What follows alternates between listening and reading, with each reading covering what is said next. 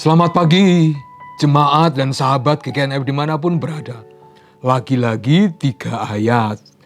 Kalau kemarin kita bicara tentang Yosua pasal 5 ayat 13 sampai 15. Nah sekarang Injil Matius pasal 2 ayatnya sama 13 sampai 15.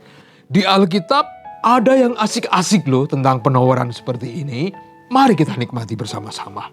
Setelah orang-orang Majus itu berangkat, nampaklah malaikat Tuhan kepada Yusuf dalam mimpi dan berkata, "Bangunlah, ambillah anak itu serta ibunya, larilah ke Mesir dan tinggallah di sana sampai aku berfirman kepadamu, karena Herodes akan mencari anak itu untuk membunuh dia." Maka Yusuf pun bangunlah. Diambilnya anak itu serta ibunya malam itu juga, lalu menyingkir ke Mesir dan tinggal di sana hingga Herodes mati. Hal itu terjadi supaya genaplah yang dikatakan Tuhan oleh Nabi, "Dari Mesir kupanggil anakku."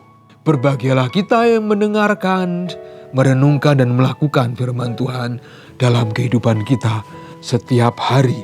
Kalau kita membayangkan atau mencerna bagian firman Tuhan ini, kita berpikir kira-kira di bulan ini Yesus di mana?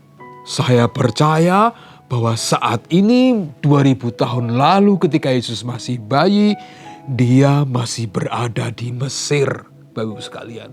Ya, mungkin baru saja sampai Mesir atau menikmati kehidupan baru di sana. Tentu tidak akan pernah mudah bagi Yusuf dan Maria untuk hidup di tempat yang baru di Mesir.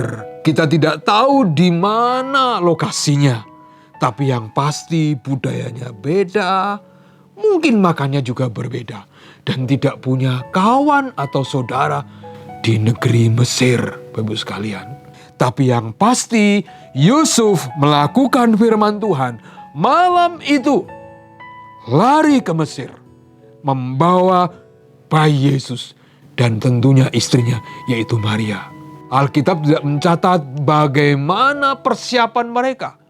Mungkin tergesa-gesa dan sangat mungkin mereka hanya mungkin membawa bekal seadanya plus pemberian dari para Majus. Kalau kita merenungkan lagi bahwa Yusuf harus lari membawa Yesus dan Maria ke Mesir. Apa yang kita pikirkan? Yang kita pikirkan adalah bagaimana proses yang harus dialami bayi Yesus. Kalau kita ingat Yesus yang lari dibawa oleh orang tuanya, kita ingat beberapa tokoh Alkitab yang juga lari. Masih ingat Musa lari ketika dia membunuh orang Mesir. Masih ingat Yakub lari dari Esau karena dianggap mencuri hak sulungnya. Kita ingat juga Daud lari dari Saul karena mau dibunuh. Dan ada lagi tokoh-tokoh lain yang lari, Bapak sekalian, dan dipakai Tuhan untuk memproses mereka.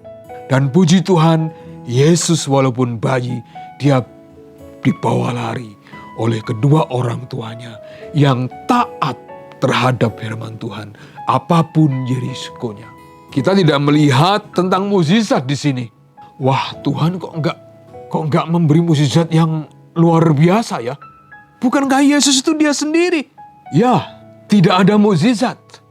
Yang pasti Tuhan membawa Yusuf dan Maria dan bayi Yesus ke Mesir dengan selamat. Apa yang kita pikirkan Bapak sekalian? Ada 2 hal saya diberkati pagi ini. Yang pertama adalah teladan Yusuf sebagai orang tua, seorang ayah yang taat dengan firman Tuhan. Tidak perlu menunda-nunda, tidak berpikir panjang lagi karena firman Tuhan kehendaknya terbaik buat dia. Dan yang kedua, dia melakukannya walaupun tidak ada mukjizat yang luar biasa atau yang wow seperti itu. Semoga renungan pagi ini membawa kita pada kenyataan kita setia dan kita melakukan firman Tuhan apapun yang terjadi. Mari kita berdoa. Tuhan Yesus, kekasih jiwa kami. Tuhan Yesus, Raja atas rumah tangga kami. Tuhan Yesus, segalanya buat kami. Terima kasih Tuhan. Kami perserahkan dan kami rindu agar kami sebagai pribadi, entah kami sebagai orang tua atau sebagai seorang yang single atau sendirian, kami taat kepada kehendak-Mu. Karena itu yang terbaik. Kami percaya bahwa Tuhan menuntun langkah kami sampai kami selesai melakukan kehendak-Mu. Hari ini kami berserah Tuhan. Dalam nama Tuhan Yesus kami berdoa. Amin.